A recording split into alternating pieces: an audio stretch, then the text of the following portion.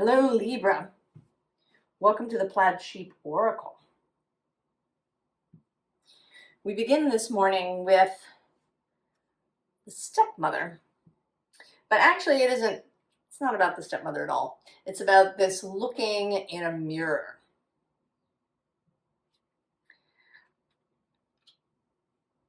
It seems like you're about to have an experience of really seeing yourself and of seeing something that has been hidden. Now, you may know that you hid this, or you may not. I think it's going to vary. The scene underlying here is this king's palace and also the dragon, as well, interestingly, as the kiss. And I'm seeing now the devil. And actually, I'm going to go one more with the witch. And one more after that with solving.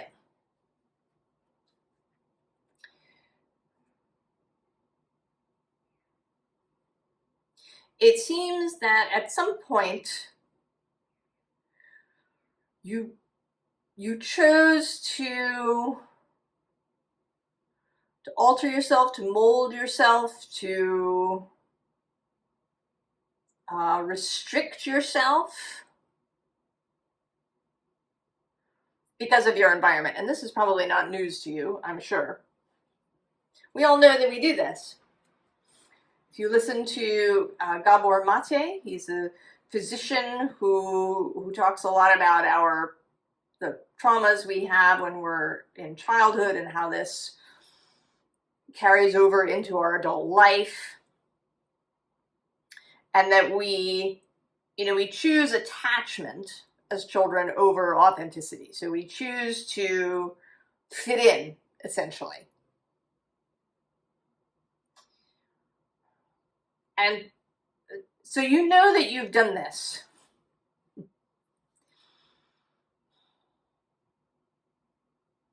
But this seems like there's a very particular aspect of yourself that you hid away. And I want to say that it's remained hidden even, all through this, maybe spiritual journey that you've been going on. I wish we had another way to talk about that. But as I was reminded in a podcast with Ian No-Go-Christ, words are symbols of things, and they cannot encompass the entire meaning of it. Anyway, the well is at the underside. And, this is feeling like you are drawing water from the well. You're doing some ordinary, mundane task. And this aspect of yourself is going to show up. In fairy stories, this is the fairy tale heroine oracle. Often someone will, they'll throw away a magic ring or something, and it'll get eaten by a fish, and they'll catch the fish, and there's the ring. So they thought they threw it away, never to see it again, and, it comes back to them. And this has that's what this is. You put this away, and maybe, you may have forgotten about it entirely. Or if you knew what it was, you may have decided that it simply wasn't useful. It wasn't maybe even in your best interest to revive whatever this is. And actually, I'm saying whatever this is, but I want to say that this is softness.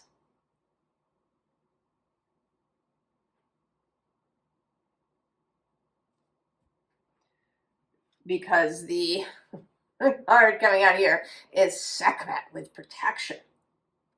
right? And this king's palace.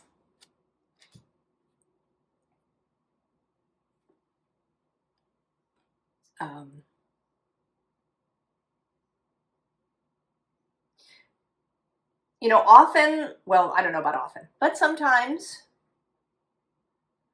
children may get told that they're fragile, or they shouldn't go out in the sun, or they shouldn't run too much, or they shouldn't, right? There's a protectiveness that may be well-meaning, but that actually leads you astray.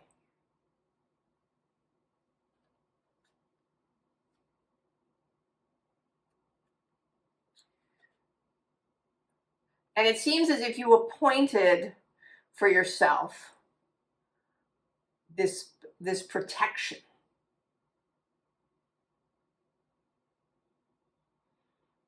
And although maybe you've had glimpses of this aspect of yourself, this softness, it's never really been allowed to come out fully. But below that, we have synergy. And on the underside, fertility. So there is something, that this eclipse, sometimes I think that we can blow up a particular astrological transit. It gets really, really hyped up, perhaps bigger than it needs to be. But this particular eclipse cycle feels really significant, at least if you're here in this cohort, here watching these videos.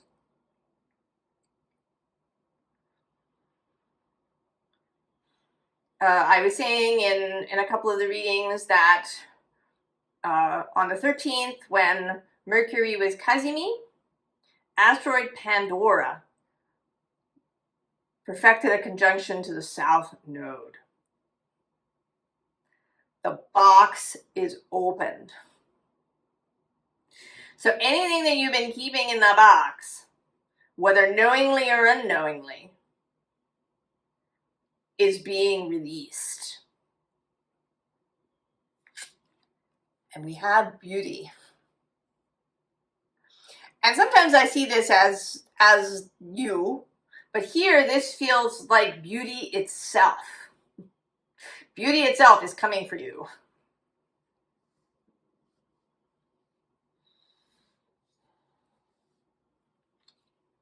Beauty itself is coming for you.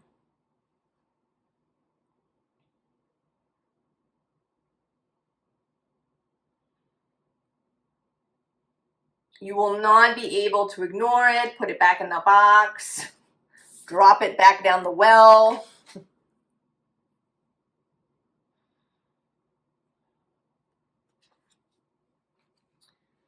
We have cycles here with Helios.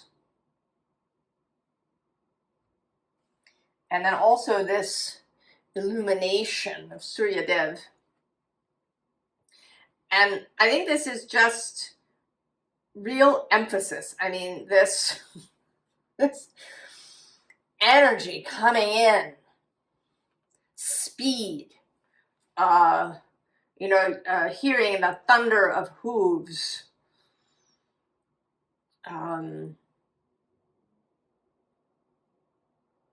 There's no putting it back.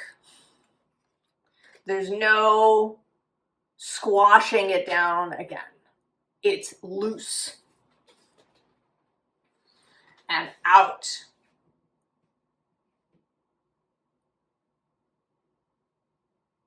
You've kept it hemmed in the box, but no more. Maybe you've been letting it out, sort of titrating it a little bit. You let people get a little glimpse of the softness of this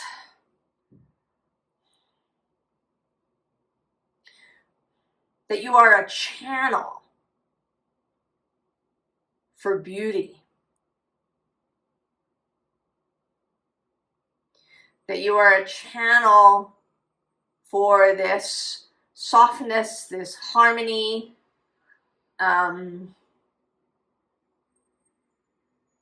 for nature in some way, for its beauty, for its cosmic order.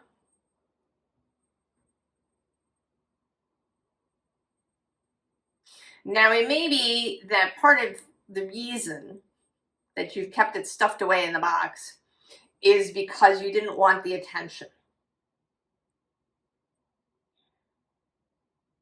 But I think you're just going to have to live with it. And you may, in fact, grow to like it. Perhaps. We'll see where we get to by the end of the reading. I think that there is a process here. We have this Nine of Pentacles, a very solitary energy, quiet. You know, you're kind of off in a corner of the garden by yourself with your bird. But at the bottom we have death, and death, you know, seeing this,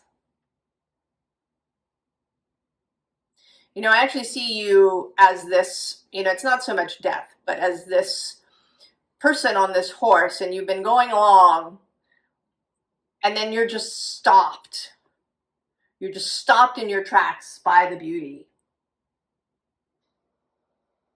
You know, essentially, even though you are the channel, you are also the seer, the viewer,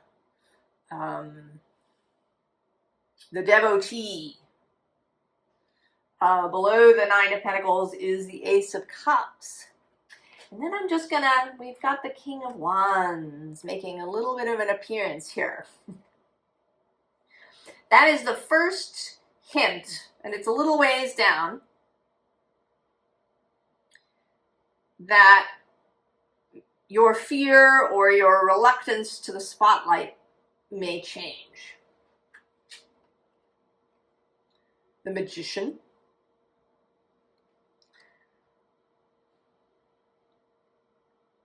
And this, I think, is this whole time period.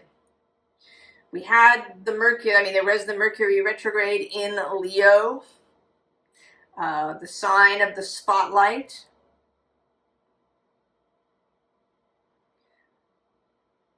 And it often seems to me that the Kazimi that occurs right after a retrograde is a kind of review, you know, this is, did we learn this? This is what we were intended to learn. Did we learn this? Did we see it? Did we understand this review that we did? Also the eclipse, she's very sort of eclipsy there. There's a kind of Plutonian aspect. You know, she's all veiled.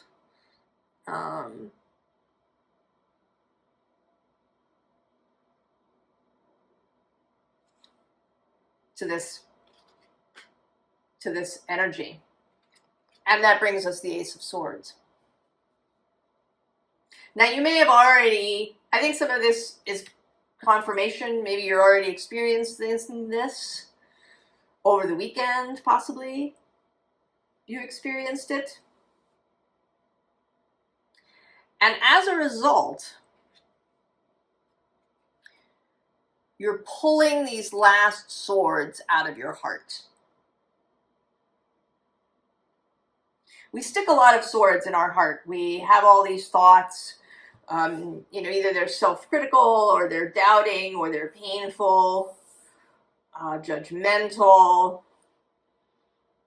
You know, we crush our own hopes.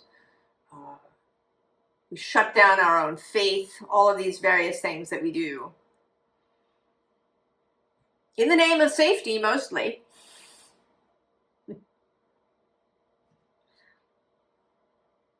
So whatever remains, whatever these final swords, and maybe they're the swords that have been there the longest, since you were wee, they're coming out. And you're being carried off with this Eight of Cups. I mean, I enjoy this Eight of Cups because it is very lighthearted. It's, you know, it's all the wonderful things in your heart that are carrying you off to the next destination.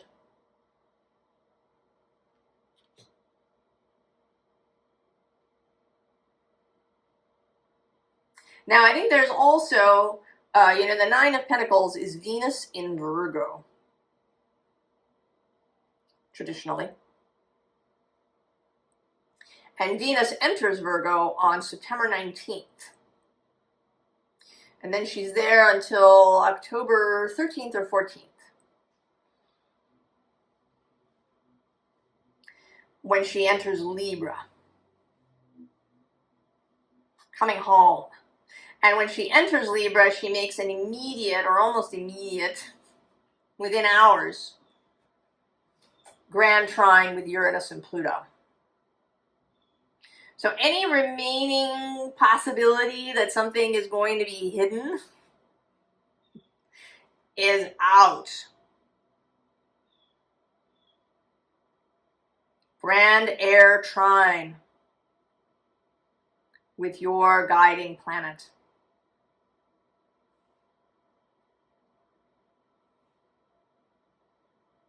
She's also now going to touch all the spots of the last moon cycle at 0 and 15 and 29 degrees of Virgo as she goes through Virgo. And we have, while she's there, that second Virgo new moon on September 21st, as well as the equinox on the 22nd.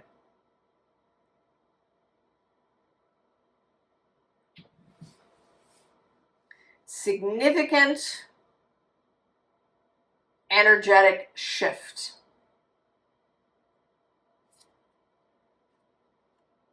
The Witch of Fire.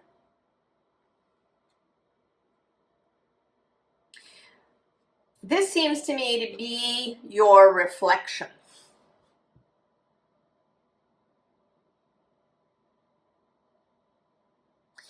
That maybe when you look in the mirror, you expect to see a child or you know, some fragile image. And instead you got that.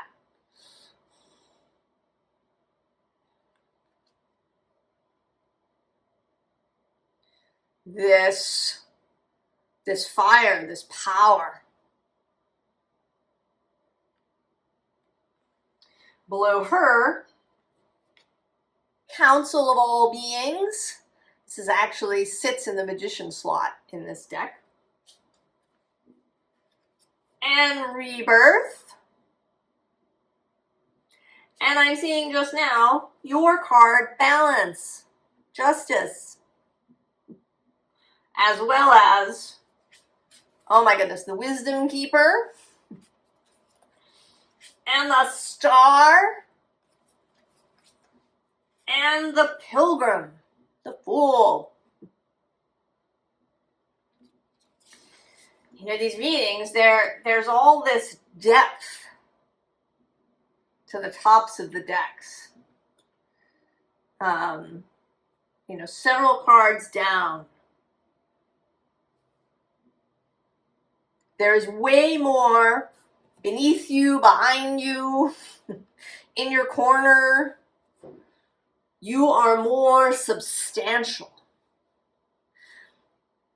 than you realize.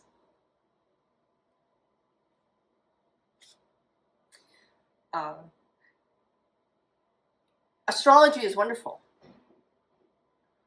but it can also hem you in.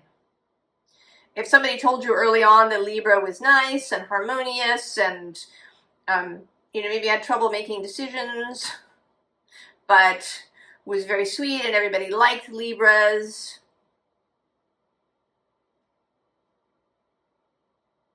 However it was that you know, put some aspect of yourself, this, you know, because beauty is, it's powerful. It's, you know, I kind of want to say it's enormous, you know. We see these images, NASA has these images of, you know, various nebulas, and it's, you know, this little image on the screen, but in fact, the nebula is light years, like 40, 50, 100 light years in size. There's this massiveness, this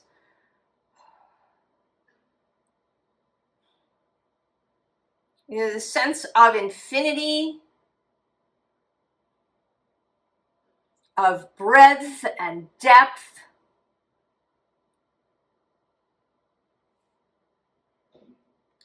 We also have the craftsman of Earth.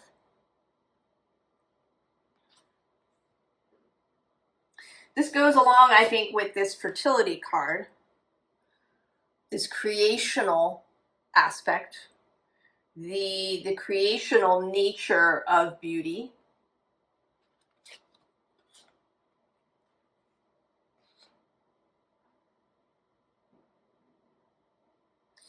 I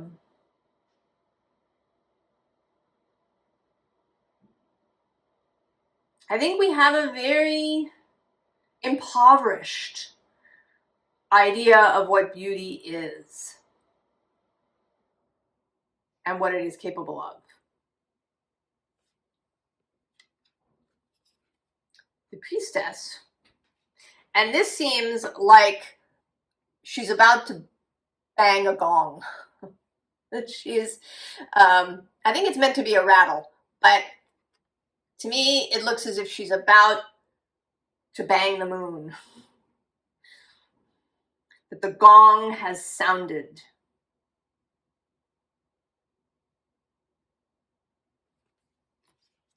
Any remaining misgivings, any remaining swords that you've been reluctant to pull out of your heart are gonna go.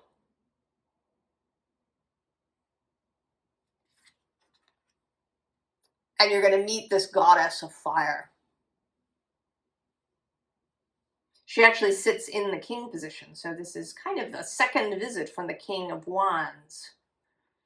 This Leo center of attention quality. My sister is actually a Libra, and interestingly, she has the North Node in Leo in the first house.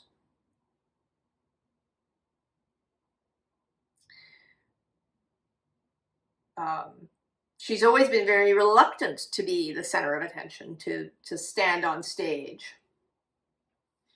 But this has been part of her journey, is to embrace this.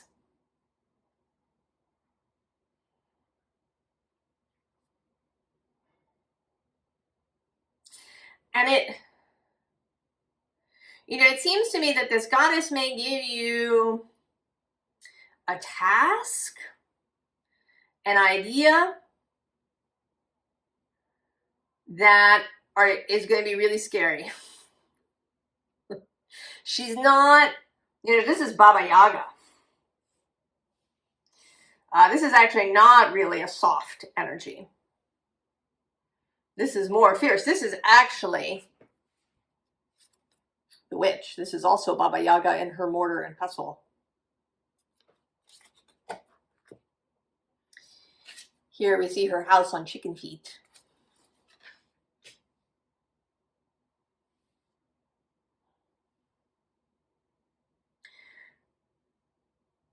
There's going to be some kind of challenge incoming. And I think that it may remain a little unclear for a bit. We have the moon showing up here. A bit of uncertainty, a bit of mystery. Also a nod to this next Virgo new moon.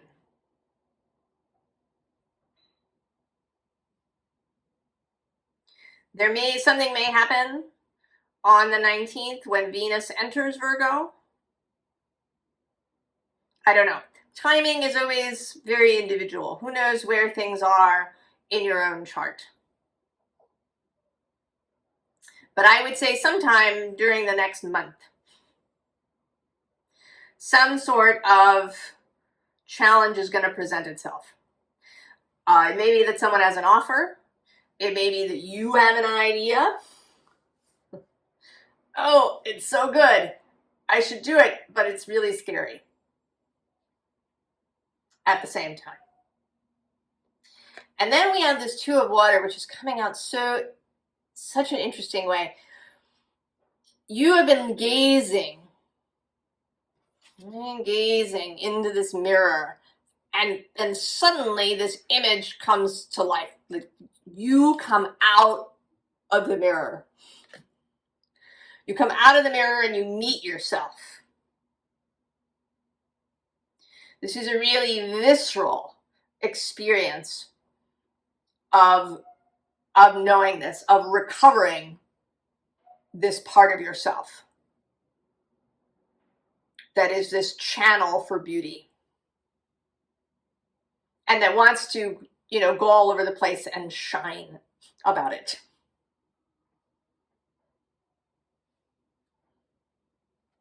This is actually Venus in Cancer, this card, Two of Cups.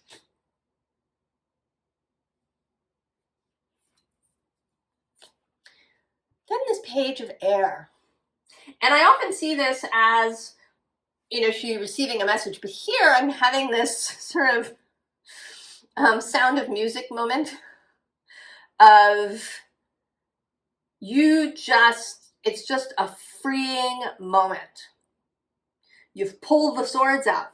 You've accepted the challenge.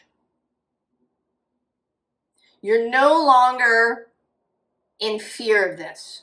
You're no longer feeling like you need to protect yourself or to protect this part of yourself or to, keep it hidden or, only to reveal it to select people or whatever it is.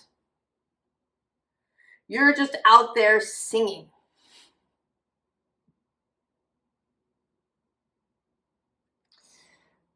And interestingly, underneath that is both the Hanged Man, and it's an interesting hangman because you're being carried. There's a sense of movement here, of transport. Below that is Judgment and Death, and then the Fool again. All of this depth of these magnificent, eternal, archetypal, gorgeous energies.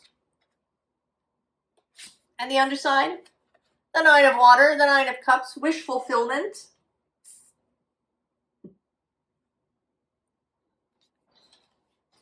And as of all the major arcana we've had here, we've had the Magician, we've had the High Priestess, we've had the Moon, we've had Death, and the Hanged Man, and Judgment, and the Fool a couple of times, the Magician a couple of times, Death a couple of times, the Hierophant. We also have Strength, more Leo.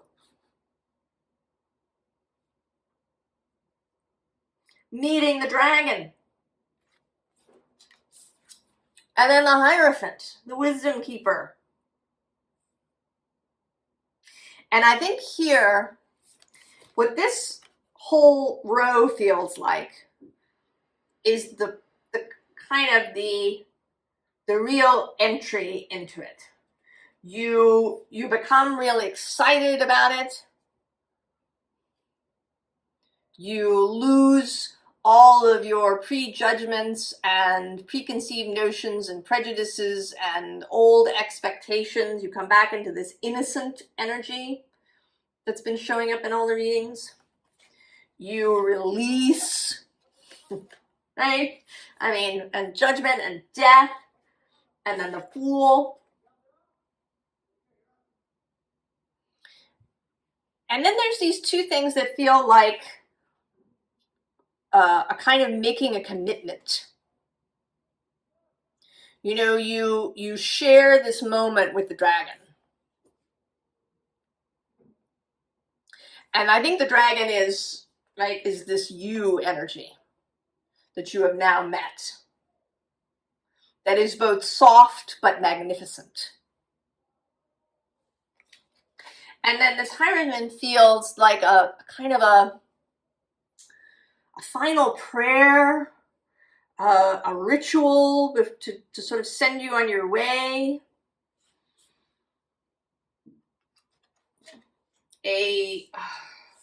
An offering made, perhaps. And then we have the Queen of Earth, Venus, showing up. And the Elder of Fire, a final moment for the King of Wands.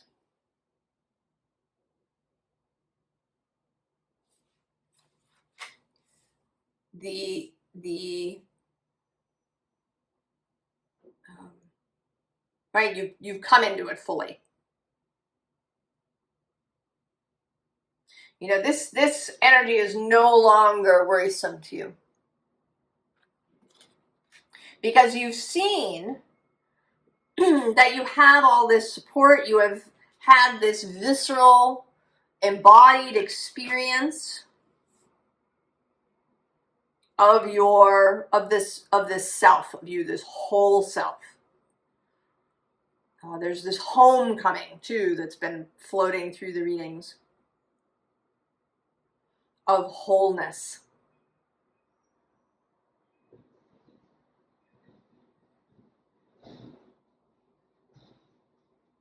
And I think it will, you know, it will change how you interact with the world as well, that you will see the world also in its wholeness. I think that's a necessary component, that you cannot be this unless you see the world in the same way.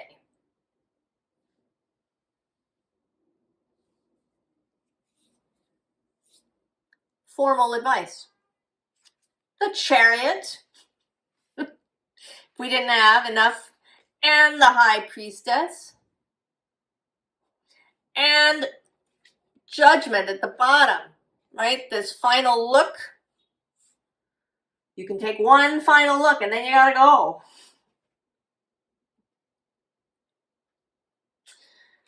We have this Nine of Pentacles, but I kind of, oh look, and there's Death again. I wonder if I can find,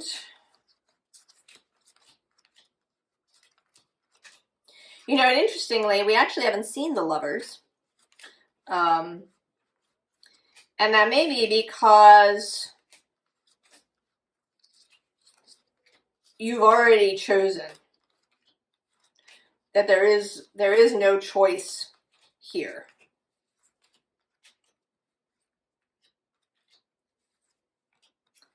Where is the card? It's the Five of Pentacles in this deck, and I guess I should have started from the other side. Oh, there, right? See, it's just at the top. Maybe I needed to see. I passed by a bunch of major arcana, of course. So there's this Nine of Pentacles, and I always see it in this deck as the flip side, or the right, this Five of Pentacles, this feeling of aloneness, of having to protect yourself, of having to squash yourself in some way to fit in, having to, you know, toe the line of beliefs and ideas that you don't agree with, so that it, you know, you feel diminished by that. When we go along with things that are really out of our own integrity, we become diminished. But then you choose to turn around and go through the portal. You know, you've been sitting here on the other side, reluctant, on the other side of the mirror. But then you go through and you come out the other side like that. And then there's death.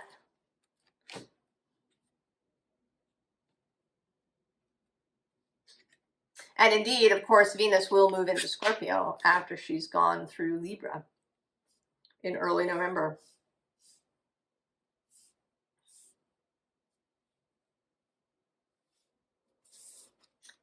Page of Cups. Innocence, but she's not entirely innocent, is she? Not entirely, right? But she's absolutely willing to operate from optimism. Coming out of the Four of Swords. It's actually your third decan. The 2, 3, and 4 of Swords are Libra's card. I don't know. I don't know what planet in Libra this is, the 4 of Swords. Offhand. I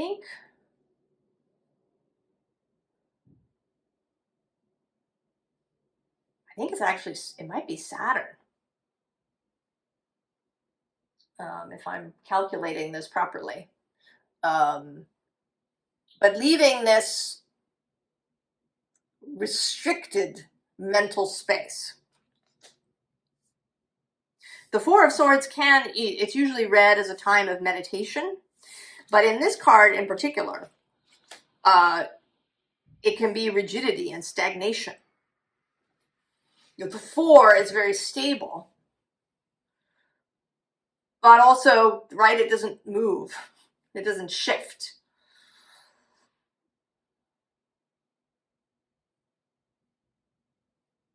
And what comes after it is the 5, which breaks it up and can be unsettling and uncomfortable. But, the need for that. Then the 6 of Pentacles. Recognizing that you have everything that you need. You are sitting pretty. You can absolutely get up on that throne. And then the Hermit. Showing up. Keeping your own counsel. Knowing your own mind. Keeping your commitments. Remaining devoted.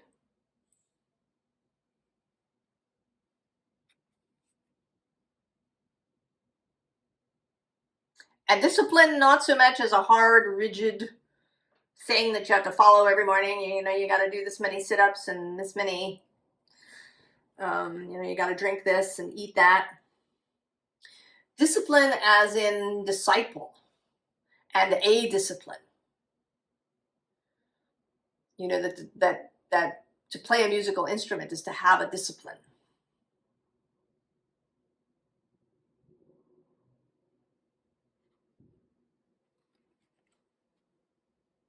Also, of course, that new moon in Virgo,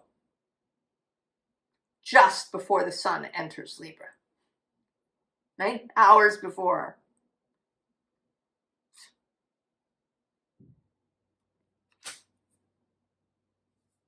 Libra. The time is now. There is no hiding from beauty.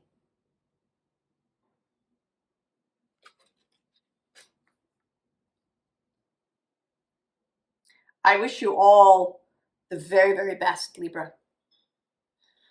And I will see you next time. So long.